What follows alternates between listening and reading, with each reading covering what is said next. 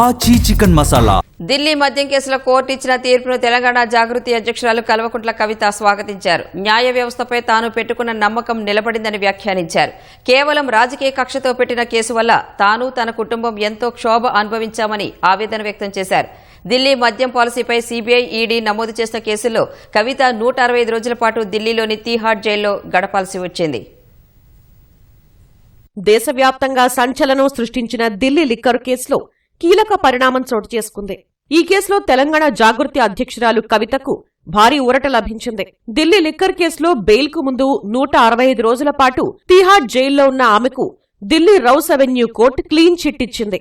కవితపై CBI నమోదు చేసిన అభియోగాలన్నింటినీ court కొట్టివేసింది. మద్యం కేసులో కోర్టు తీర్పు తర్వాత ఎక్స్లో కవిత సత్యమేవ జయతే అంటూ పోస్ట్ చేశారు.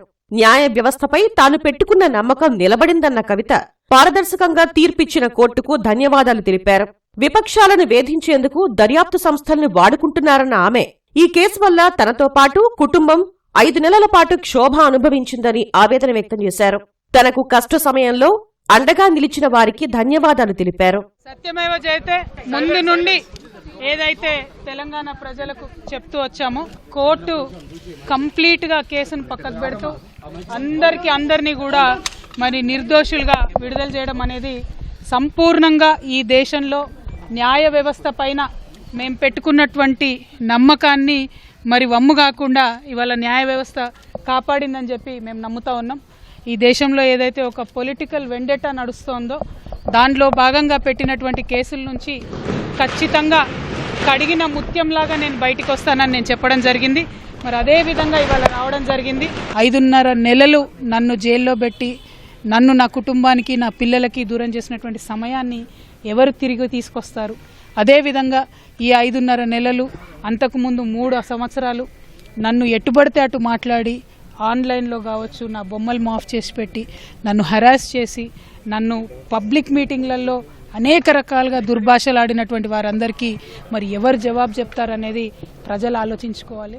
2021లో అమల్లోకి వచ్చిన ఢిల్లీ మద్యం పాలసీలో అవకతవకలున్నాయనే ఆరోపణలతో ఢిల్లీ లెఫ్టినెంట్ గవర్నర్ కేసును దర్యాప్తు చేయాలంటూ సీబీఐకి సిఫార్సు చేయగా ఆగస్టు 2022లో సీబీఐ కేసు నమోదు చేసింది.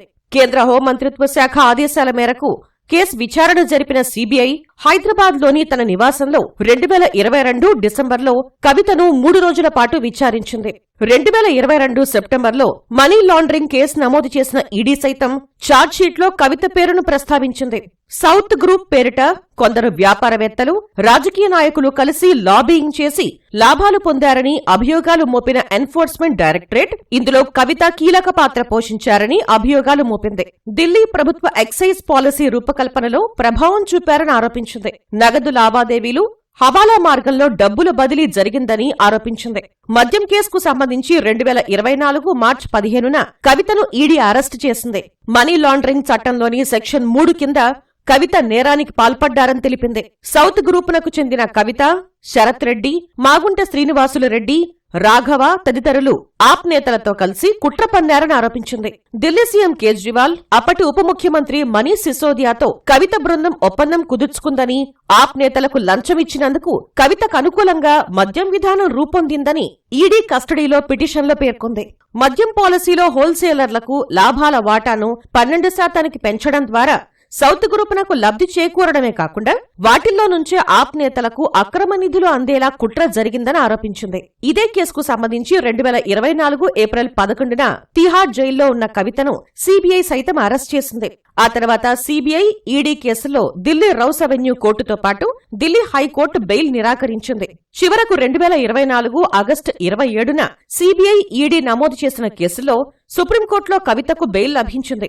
ఢిల్లీ మద్యం కేసుకు సంబంధించిన నేరపూరిత కుట్రలో ప్రాథమికంగా కవిత ప్రధాన కుట్రదారుల్లో ఒకరంటూ కవితకు బెయిల్ నిరాకరిస్తూ జూలై 1న ఢిల్లీ హైకోర్టు ఇచ్చిన ఉత్తర్వుల్ని తోసిపుచ్చింది. ఈడీ, సీబీఐ దర్యాప్తు పూర్తయినందున నిందితురాలు కవితను కస్టడీలో ఉంచాల్సిన అవసరం లేదని ధర్మాసనం వ్యాఖ్యానించింది. మహిళగానూ పరిగణించాల్సిన అవసరం ఉందని పేర్కొంది. సుప్రీంకోర్టు కవితకు బెయిల్ మంజూరు చేయటంతో 165 రోజులుగా తీహార్ జైల్లో ఉన్న కవితకు ఊరట లభించింది.